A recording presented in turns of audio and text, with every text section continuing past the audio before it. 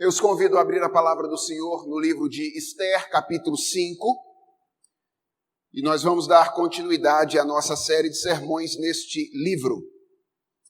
Livro de Esther, capítulo 5. Meu projeto original era pregar todo o capítulo 5 de Esther nesta noite, mas o sermão ficou grande. Então, nós vamos cortar o texto, vamos lidar com os 8 primeiros versículos, uma primeira grande cena hoje. Então, no próximo sermão, nós lidaremos com o restante da narrativa deste capítulo. Esther, capítulo 5, versos 1 a 8.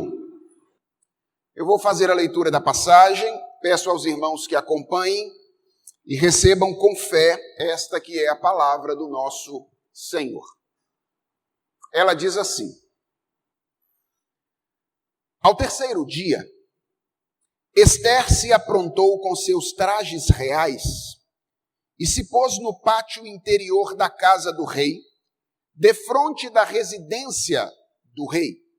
O rei estava assentado no seu trono real, fronteiro à porta da residência. Quando o rei viu a rainha Esther parada no pátio, alcançou ela favor perante ele. Estendeu o rei para Esther o cetro de ouro que tinha na mão. Esther se chegou e tocou a ponta do cetro. Então lhe disse o rei: Que é o que tens, rainha Esther? Ou qual é a tua petição? Até metade do reino se te dará. Respondeu Esther: Se bem te parecer, venha o rei e Amã hoje ao banquete que eu preparei ao rei. Então disse o rei: Fazei apressar a Amã, para que atendamos ao que Esther deseja. Vindo, pois, o rei e Amã ao banquete que Esther havia preparado, disse o rei a Esther no banquete do vinho: Qual é a tua petição? E se te dará. Que desejas? Cumprir-se-á, ainda que seja metade do reino. Então respondeu Esther e disse: Minha petição e desejo são o seguinte: Se achei favor perante o rei, e se bem parecer ao rei conceder-me a petição e cumprir o meu desejo, venha o rei com Amã ao banquete que lhes hei de preparar amanhã. E então farei segundo o rei me concede. Vamos falar com Deus, meus irmãos, em oração. Senhor nosso Deus e Pai, é o teu povo reunido diante da tua palavra, que ora encarecidamente ao Senhor que tu fales ao nosso coração nesta ocasião. Senhor, nós precisamos ouvir a tua voz. Nós dependemos das tuas palavras. E nós nos apegamos à tua bondade, à tua misericórdia e ao teu prazer de alimentar o teu povo com as palavras que procedem dos teus lábios. Ouve, portanto, a nossa oração nessa noite, Senhor, e dá-nos o alimento de que tanto precisamos para viver neste mundo mau de acordo com a tua vontade. É a oração que te fazemos, em nome de Jesus. Amém. Irmãos, na fé cristã, existem algumas coisas que são muito fáceis de serem compreendidas, mas existem outras que são difíceis de compreender. Tão difíceis que os teólogos costumam chamar essas coisas de mistério. Uma dessas coisas difíceis é a relação entre a soberania de Deus e a responsabilidade humana. De um lado, a verdade de que tudo o que acontece é cumprimento do decreto de Deus. E de outro, a de que as decisões humanas são livres e, portanto, responsáveis. Essa, definitivamente, não é uma questão fácil de se compreender, de se harmonizar na nossa cabeça. E existem pelo menos 3 maneiras diferentes de lidar com esse mistério. Alguns, ao longo da história, tentam resolvê-lo. Ao longo da história da igreja, muitas pessoas procuraram caminhos alternativos para tentar harmonizar essas duas verdades. E geralmente, quem tentou esse caminho caiu numa heresia. Ou diminuiu Deus, ou divinizou o homem. Uma outra tentativa comum é ignorar o mistério. Algumas pessoas fazem isso. Elas dizem, para que discutir esses assuntos? Questões de natureza teológica não são questões de aplicação imediata na nossa vida, dizem alguns. Então é melhor ignorar a existência desse mistério e deixar de falar sobre ele. Mas há uma terceira maneira de lidar com esse mistério, que é assumi-lo. E é isso que tem feito a maior parte da tradição cristã ao longo da história. Ciente de que a Escritura não nos foi dada para matar a nossa curiosidade em todas as coisas, mas para nos conduzir à verdadeira sabedoria, esse terceiro grupo de pessoas sustenta que nós devemos afirmar essas duas verdades. Deus é soberano e o homem é responsável, ainda que nós não consigamos compreender plenamente como essas coisas se harmonizam ou se relacionam, porque é com base nessas duas verdades que nós devemos viver. E na mensagem de hoje, nesses 8 primeiros versos do 5º capítulo do livro de Esther, eu pretendo mostrar a vocês que este último grupo de pessoas tem razão. Nós vamos aprender com esta passagem nessa noite que as nossas decisões na vida cultural devem estar baseadas, devem levar em conta essas duas verdades. Deus é soberano e nós somos responsáveis. Mais especificamente, o que eu quero mostrar para vocês nessa ocasião é que a verdade da soberania de Deus não anula a necessidade de agirmos de maneira sábia e de maneira responsável nas esferas culturais onde Deus nos colocou para servi-lo ao longo da nossa existência.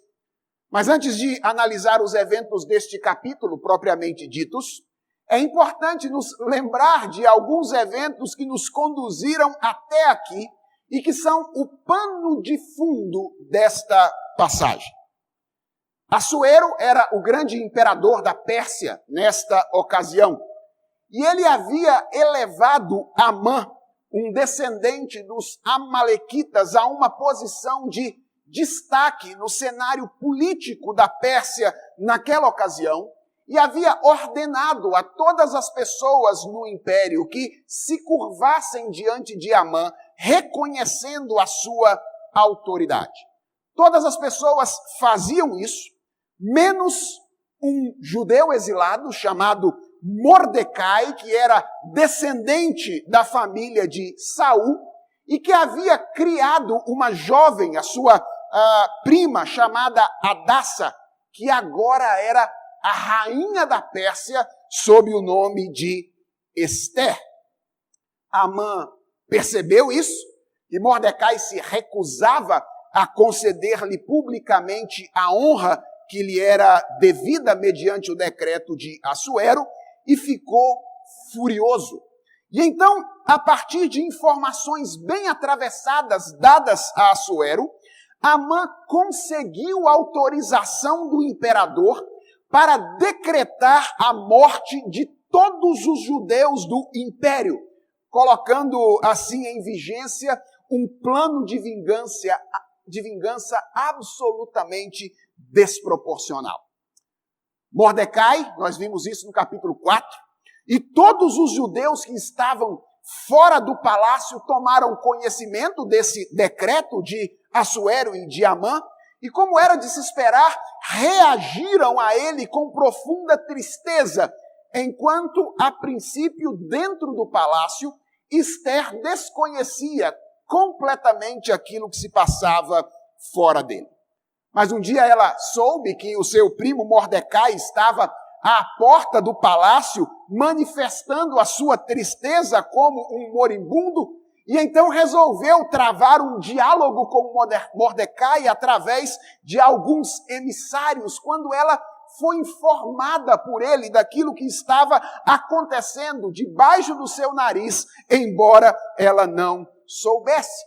E Mordecai então disse a Esther que ela tinha algo a fazer naquela ocasião. Ela precisava entrar na presença de Assuero com o objetivo de interceder pelo seu povo. De início, nós vimos no último sermão, Esther reluta, mas diante das ameaças de Mordecai, as santas ameaças de Mordecai, ela muda de ideia e resolve então fazer isso, mesmo ciente de que entrar na presença do rei da Pérsia sem ser convidada naquela ocasião poderia significar a sua execução sumária. Se perecer, pereci. É assim que termina o capítulo 4 em tom de suspense. E quando nós terminamos a leitura do capítulo 4, nós ficamos com uma pergunta. Afinal, o que será desta menina judia, feita rainha, que se dispõe agora a arriscar a sua vida para tentar manter viva a linhagem do seu povo e a linhagem da sua família? E o capítulo 5 começa exatamente nos oferecendo a resposta do que vai acontecer com Esther. E a primeira coisa que nós vemos acontecer aqui é que Esther acha graça diante de Assuero. Ou seria diante de Deus? O texto começa dizendo que ao terceiro dia, depois do tempo de jejum que Esther havia combinado com Mordecai, Esther cumpre a sua palavra e vai ter com Assuero. O texto registra que ele estava assentado no trono real, e segundo alguns estudiosos, o imperador persa, nesta época, costumava ser ladeado por soldados que empunhavam armas semelhantes a um machado.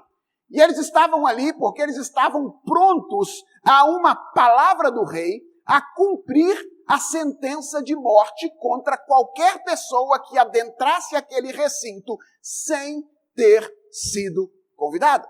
Você pode imaginar o coração e as pernas trêmulas de Esther indo em direção a Assuero nesta ocasião. Uma sentença de morte a aguardava. Mas o texto diz que não foi isso que aconteceu com Esther. O verso de número 2 diz que quando Assuero a viu parada no pátio, ele estendeu para ela o cetro de ouro. E como nós somos informados no capítulo anterior, esse era o sinal de misericórdia, esse era o sinal de graça. Era a demonstração do rei de que aquela pessoa que havia entrado, embora não tivesse sido convidada, seria aceita e seria recebida por ele.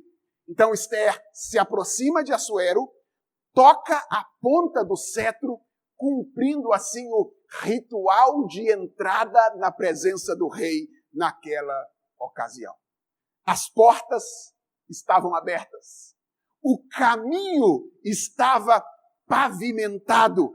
E apesar do seu atrevimento, Esther não morreria. A pergunta que nós imediatamente devemos fazer ao texto é: por que isto está acontecendo? E alguns leitores desavisados poderiam atribuir tudo isso aqui a causas impessoais misteriosas, como a sorte, por exemplo. Eles diriam: olha, aconteceu um alinhamento dos planetas daquele que acontece apenas de século em século ou de milênio em milênio. Que sorte teve Esther nesta ocasião. Outros talvez apelassem para causas menos misteriosas, como, por exemplo, os próprios afetos de Assuero. E talvez dissessem que aqui nós temos uma evidência clara, a prova cabal de que os brutos também amam. Ou seja, Assuero recebe Esther em sua presença, apesar de ser o rei naquela ocasião. Mas, irmãos, nós que pensamos a partir da Escritura Sagrada, nós sabemos que os eventos da história, eles não podem ser lidos apenas numa perspectiva horizontal. Os eventos da história são o cumprimento do plano de um Deus pessoal que faz todas as coisas para a sua glória e para o bem do seu povo. Um Deus que, segundo a Bíblia, tem o coração dos reis nas suas mãos e inclina o coração dos reis para onde ele quer. Nós temos consciência da soberania de Deus. E essa consciência é extremamente encorajadora para a nossa tomada de decisão ao longo da nossa vida.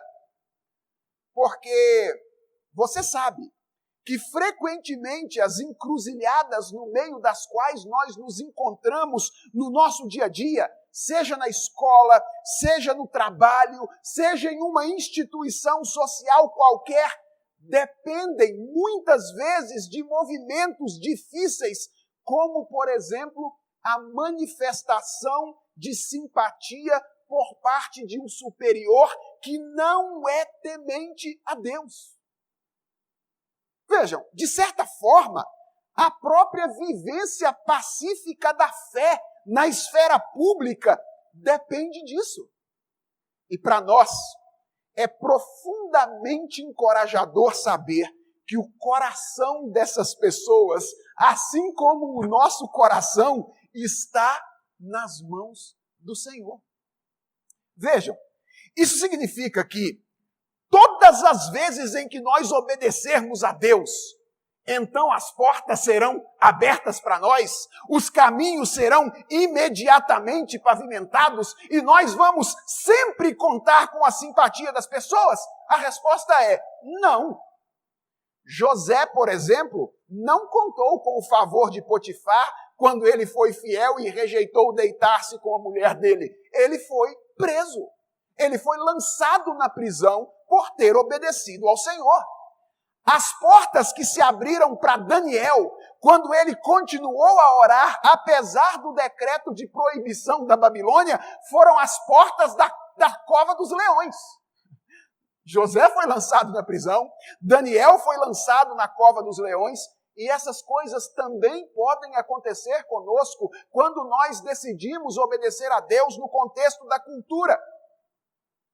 E quando coisas semelhantes a essas acontecem conosco, nós devemos continuar crendo e descansando na providência de Deus, sabendo que por caminhos ora confortáveis para nós, ora desconfortáveis para nós, Ele haverá de cumprir o seu plano de redenção, que de alguma forma nos inclui. Afinal de contas, irmãos, a história é sobre isso.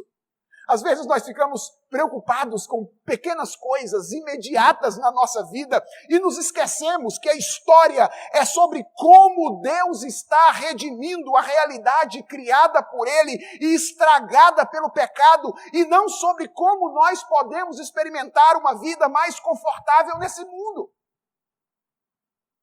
Mas atenção, é encorajador, profundamente encorajador para a nossa vida na cultura, saber que as circunstâncias podem ser mudadas. Saber que corações rebeldes podem ser inclinados, porque tudo e todos estão nas mãos do Senhor. Mas há um detalhe para o qual eu gostaria de chamar a sua atenção nessa noite, e ele tem a ver com a maneira como Esther reagiu depois de ter encontrado favor diante de Assuero.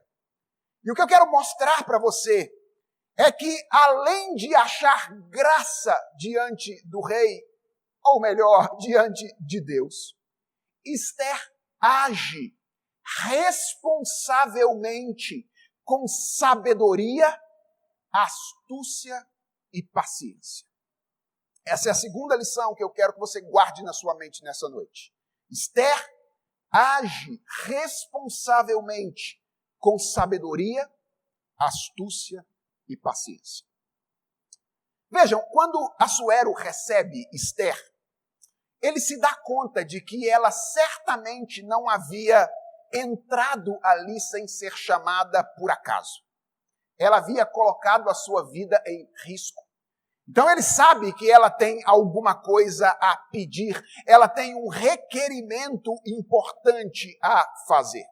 E, portanto, quando o ritual de aceitação acontece, de imediato ele questiona Esther sobre o seu pedido e a encoraja a fazê-lo, dizendo que mesmo que ela pedisse a metade do reino, ele seria atendido. Irmãos, quem considera a história apenas horizontalmente pode ficar confuso aqui outra vez. Ou Esther era péssima na interpretação das circunstâncias, definitivamente ela não era uma daquelas mulheres que tinham um sexto sentido, ok? Ou Assuero era extremamente bipolar. Por quê? Porque inicialmente ela teme ir ter com o rei, diz a Mordecai que ela não vai, porque fazia 30 dias que Assuero não manifestava o seu favor para com ela. E aí, quando ela entra na presença de Assuero, sem que ela fosse convidada, de imediato ele olha para ela e diz: você quer metade do reino? Quem olha apenas horizontalmente pode achar que ou Esther era muito mal de leitura dos fatos, ou Assuero era muito bipolar. Vejam, irmãos, Esther certamente tinha as suas dificuldades e pecados, mas definitivamente a hermenêutica das circunstâncias, a interpretação dos fatos não era uma delas. E vai ficar claro para vocês daqui a pouco com o que ela vai fazer aqui. E sim, Assuero era um homem extremamente inconstante, mas de novo, não é isso que explica a boa disposição de Assuero para com Esther nessa ocasião. O coração do rei está nas mãos de Deus.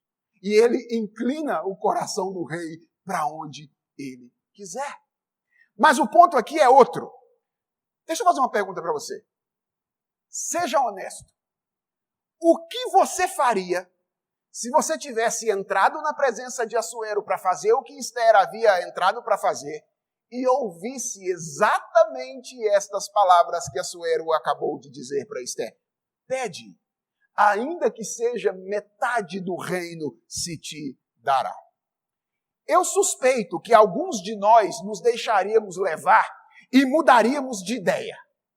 Talvez a gente pensasse algo do tipo: olha, não era bem o que eu vim pedir, mas eu acho que metade do reino não seria uma má ideia, ok? Metade do reino, acho que não seria uma má ideia. E possivelmente nós até procuraríamos alguma boa justificativa para mascarar a mudança de projeto. Isso seria uma mudança de projeto do reino de Deus para o nosso reino. Mas nós somos habilíssimos em encaixar o nosso reino dentro do reino de Deus e tratar o nosso reino como se fosse o reino de Deus. E se alguém então nos cobrasse pela falta de foco, talvez nós respondêssemos: foi apenas um adiamento momentâneo. Ou seja, depois com metade do reino nas mãos, vai ser muito mais fácil fazer aquilo que eu vim fazer aqui. Outros possivelmente fariam o pedido de imediato. Depois de ouvir essas palavras de Assuero, talvez alguns de nós diriam: é agora ou nunca. E mandariam ver, fariam o pedido que foram levar a Assuero nessa ocasião. Mas o que me chama a atenção é que Esther não faz nenhuma dessas coisas. Esther toma um caminho surpreendente, que de imediato pode parecer uma espécie de enrolação resultante da falta de coragem, mas que, na verdade, é a execução de um planejamento muito bem articulado. Quando Assuero olha para ela e diz, faz o seu pedido, então ela diz, se bem te parecer, verso 4, venha o rei Amã hoje ao banquete que eu preparei ao rei. Perceba algumas coisas. Perceba o cuidado no preparo. Esther tinha um plano. Enquanto ela estava na sala real, as cozinheiras estavam preparando um banquete na cozinha. Ela não havia entrado naquela sala espiritualmente despreparada, e ela não havia entrado naquela sala planificadoramente despreparada. Ela tinha um projeto. Perceba a prudência no uso da linguagem. Ela se vale de uma comunicação que expressa humildade, expressa o reconhecimento do seu lugar, expressa o reconhecimento de quem era Assuero. Se bem te parecer, venha o rei Amã hoje ao banquete que eu preparei ao rei. E perceba a sagacidade da proposta. Ela trabalha com algo do qual Assuero gostava. O que ele foi fazer mesmo depois que a Suzã ficou em confusão com o decreto de Amã? Ele foi tomar vinho e comer com o seu amigo lá nos jardins do palácio. O que Esther está fazendo aqui? Está trabalhando com algo que apetece de alguma forma o coração de Assuero. Ela convida o rei e Amã para um jantar político. Quem era ela? Rainha. Qual era o trabalho dela? Fazer política. E o que é que ela faz? Ela convoca um jantar político. Assuero aceita o convite e manda apressar Amã para que ambos pudessem desfrutar daquele banquete. E no verso que nos traz essa informação, que é o verso de número 5, nós temos aqui uma construção textual que confirma aquilo que eu tenho dito até aqui, que Esther sabia exatamente o que ela estava fazendo, que esse negócio de retardar a revelação do pedido não é uma enrolação que aponta para fuga, para falta de coragem, mas é uma estratégia consciente de um plano muito bem elaborado. Aonde você lê aí no verso de número 15, ou número 5, fazei apressar Amã, e preste atenção para essa expressão, para atender ao que Esther deseja, literalmente você poderia ler, para que façamos conforme a palavra de Esther. Ou seja, o texto é escrito de modo relativamente irônico para mostrar que por caminhos alternativos Esther está assumindo o controle da situação. Para fazermos conforme a palavra de Esther. De maneira sutil. Através das habilidades que Deus a tinha dado e do trabalho que Deus a concedeu a fazer, que era o trabalho da política no reino da Pérsia naquela ocasião, Esther está tomando conta das circunstâncias nessa ocasião. E o texto diz que Assuero e Amã vão ao banquete, e no meio dele, entre um gole e outro de vinho, o rei se recorda daquilo que havia acontecido antes. Que Esther havia adentrado o palácio real naquela ocasião sem ser chamada, colocando a sua vida em risco. E que isso certamente não teria sido apenas para convidá-lo para um banquete. O rei não era bobo. Ele sabia que aquele banquete era para que Esther pudesse dizer alguma coisa especial. E então, pela segunda vez, Assuero encoraja Esther a fazer o seu requerimento. Qual é a tua petição? Diz Assuero. O que desejas cumprir-se-á, ainda que seja metade do reino. E aí você olha para essas palavras de Assuero e diz, é agora. Agora vai. Ele já prometeu uma vez, e agora a segunda vez ele promete que até metade do reino Esther teria se fizesse o pedido. A nossa tendência é olhar para essa passagem e dizer, esse é o momento, o vinho está servido, o rei está propenso à generosidade e pela segunda vez ele se compromete através de palavras em atender a solicitação de Esther. E a maneira como o narrador nos apresenta a resposta de Esther aqui, irmãos, sugere que talvez ela mesmo tenha ficado com alguma dúvida nessa ocasião. Até ela. Dê uma olhada na maneira como o texto registra isso. Sabe quando você começa a dizer um negócio e aí fica em dúvida, tem que engolir as palavras? É mais ou menos isso, essa maneira como o texto registra aqui. Olha o verso 7. Ela começa dizendo, minha petição e o meu desejo são o seguinte. E aí parece que ela dá aquela engolida seco e diz, se achei favor perante o rei, e se bem parecer ao rei conceder-me a petição e cumprir o meu desejo, venha o rei com a mão o banquete que lhes hei de preparar amanhã, e então farei segundo o rei me concede. O que Esther está fazendo aqui? Cozinhando o galo em água quente. Quanta astúcia! Irmãos, Esther sabia que estava lidando com uma situação delicada. O pedido que Esther tinha para fazer incluía algo que não acostumava acontecer com frequência. Era a revogação de um decreto que saíra de Suzã, selado com o anel do rei. Na Pérsia, leis não eram revogadas. Esther sabe que está lidando com algo difícil. Ela sabe que está lidando com uma pessoa instável, que com a mesma facilidade que havia estendido o cetro para ela naquele dia, poderia decretar a sua morte. E lembre-se de um detalhe que às vezes nos passa percebido. Esther precisaria revelar a sua identidade ainda não revelada a Assuero. Ela havia mantido isso em secreto diante dele.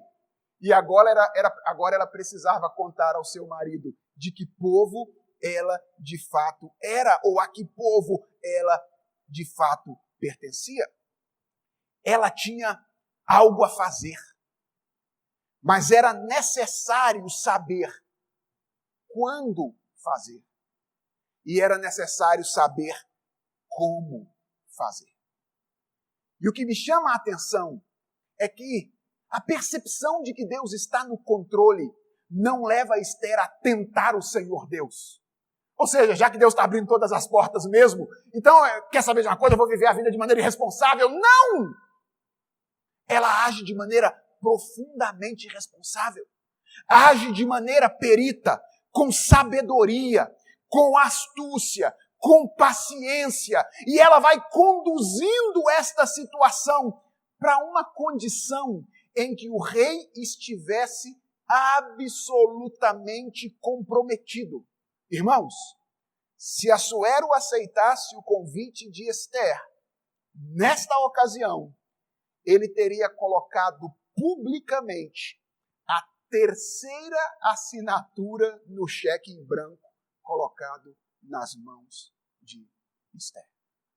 Quanta sabedoria, quanta responsabilidade, quanta percepção de que saber que Deus reina não nos conduz a viver uma vida irresponsável tentando o Senhor nosso Deus. Mais à frente nós vamos perceber, na continuidade da exposição deste livro, que a soberania de Deus ainda resguardava algumas surpresas. Nós vamos descobrir isso nas próximas exposições. Hoje, nesta noite, o que nos importa aprender é que em nossa tomada de decisão na vida cultural, em primeiro lugar, nós devemos confiar profundamente na soberania de Deus. Deus reina. E nós, portanto, devemos agir corajosamente debaixo da certeza de que o nosso coração e o coração das pessoas com quem nos relacionamos, as circunstâncias todas, estão exclusivamente nas mãos de Deus. Mas essa convicção não pode nos conduzir ao fatalismo. Não pode nos levar a cruzar os braços e esperar que as coisas caiam do céu.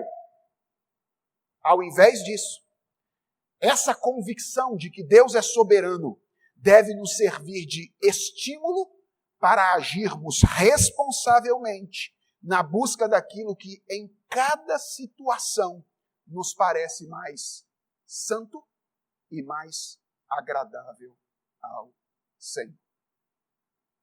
Eu quero encerrar esta mensagem, portanto, fazendo duas recomendações a você. Duas recomendações que eu gostaria que você levasse para a sua vida e aplicasse em todas as suas decisões a partir de hoje. A primeira delas é: confie inteiramente no Senhor. Viva na dependência de Deus. Ele é o verdadeiro Rei. Sim, é verdade. Há pessoas que estão sobre nós em várias instituições no meio das quais nós somos colocados nesse mundo. Mas Deus é o verdadeiro Rei. Ele tem tudo e todos em suas mãos. E preste atenção, Ele não é inconstante como os reis desse mundo. E eu e você temos livre acesso à presença dele. Irmãos, ao contrário de Esther, nós não precisamos nos apresentar diante do trono de rei com o coração na boca e com os joelhos tremendo, sem saber o que vai acontecer conosco. Você e eu não precisamos, diante de Deus, usar de sutilezas de linguagem, de manobras psicológicas, até porque não funcionaria. Nós tentarmos manipular Deus com a nossa linguagem, através da nossa psicologia. Deus é nosso Pai. Eu vou repetir isso. Ele é Rei, mas Ele também é nosso Pai. E Ele sabe dar boas coisas aos seus filhos. Então preste atenção.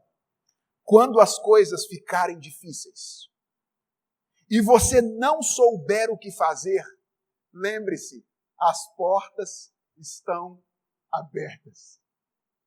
O caminho está pavimentado. E não é porque a presença de Deus é menos singular do que a presença de um rei qualquer, e então qualquer um pode entrar. É porque o preço já foi pago. O machado da ira de Deus já caiu sobre Jesus Cristo, o seu Filho, para que eu e você pudéssemos ter livre acesso à presença do nosso Deus e Senhor. Irmãos, nós temos um grande privilégio. Um grande privilégio. A maioria de nós aqui não tem acesso à sala do prefeito, à sala do governador, à sala do presidente.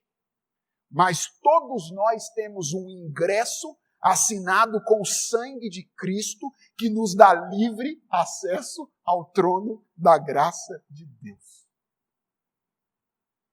E a pergunta é: o que temos feito com esse privilégio? Quando as coisas apertam, é a isso que a gente recorre? Ou é a nossa tentativa de resolver as coisas com as nossas próprias mãos e pela nossa própria força? A porta está aberta. o caminho está pavimentado. Então, quando as coisas apertarem, busque ao Deus que é rei e é seu pai e sabe dar boas coisas a você. Agora, lembre-se de um detalhe. O cheque ou o ingresso assinado com o sangue de Jesus Cristo, que dá a mim e a você livre acesso ao trono da graça de Deus, não pode ser banalizado através de um estilo de vida fatalista. Ou seja, ele não pode nos servir como um estímulo à irresponsabilidade. Ele não pode nos servir como um estímulo à inércia. Ou seja, lá na frente Deus vai fazer tudo conforme Ele desejou mesmo, então quer saber de uma coisa? Eu não vou viver de maneira responsável aqui atrás. E aqui vai a minha segunda orientação para você nessa noite. Trabalhe incessantemente para que as mudanças que você gostaria de ver e que estão em acordo com a vontade revelada de Deus aconteçam. Trabalhe. Nós vivemos na cultura da manifestação. Não é verdade? Há manifestação para todo lado. Porque a coisa está ruim aqui, a igreja não é aquilo que ela deveria ser, porque o nosso país não é tão bom, porque a cultura em que a gente vive é muito ruim. E a gente fica manifestando, falando o tempo inteiro. As pessoas acham que vão resolver os problemas postando a sua indignação nas redes sociais. Deixa eu dizer uma coisa a você. Você de fato acredita que é importante lutar por alguma coisa para que os valores de Deus sejam antecipados aqui nesse mundo? Você quer que a sua igreja seja melhor? Quer que o seu país seja melhor? Quer que a cultura no meio da qual você vive seja melhor? Quer que o seu trabalho seja melhor? Quer que a sua escola seja melhor? Então para de ficar só reclamando na internet. Faz alguma coisa. Além de ficar dizendo essas coisas na internet, faça algo na vida.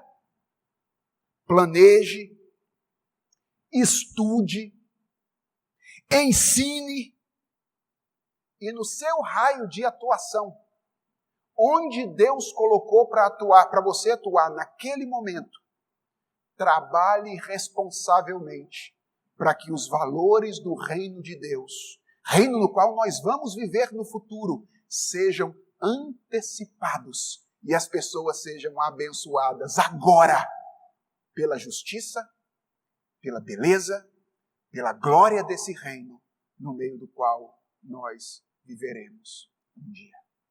Confie no Senhor e trabalhe para que as mudanças que você gostaria de ver e que estão em acordo com a vontade revelada do Senhor possam acontecer. Vamos orar? Senhor, nosso Deus e Pai, nós somos profundamente agradecidos a Ti por esta narrativa bíblica, que nos ensina nessa noite essas duas verdades tão importantes. Que nós precisamos viver debaixo da dependência do Senhor. Deus, nós reconhecemos diante de Ti como isso é difícil para nós. Nós somos tentados frequentemente a resolver as coisas do nosso jeito, apenas com a nossa própria sabedoria que é falha, apenas com as nossas mãos, sem muitas vezes recorrer ao Senhor. Senhor, às vezes são os nossos valores que nós queremos ver estabelecidos e não os valores do Teu reino. Por isso, tem misericórdia de nós. Nos ajude a confiar em Ti. Nos ajude a viver debaixo da dependência do Senhor. E, ó Deus, nos ensine a não fazer pouco caso da Tua soberania, agindo irresponsavelmente.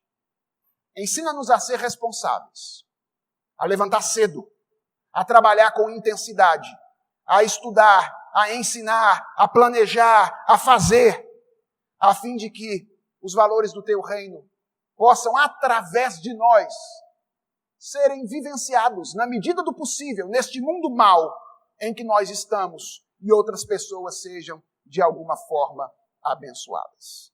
Nós nos colocamos nas Tuas mãos e pedimos, seja o Senhor mesmo o nosso foco, seja o Senhor mesmo a nossa visão, é a oração que fazemos em nome de Jesus. Amém.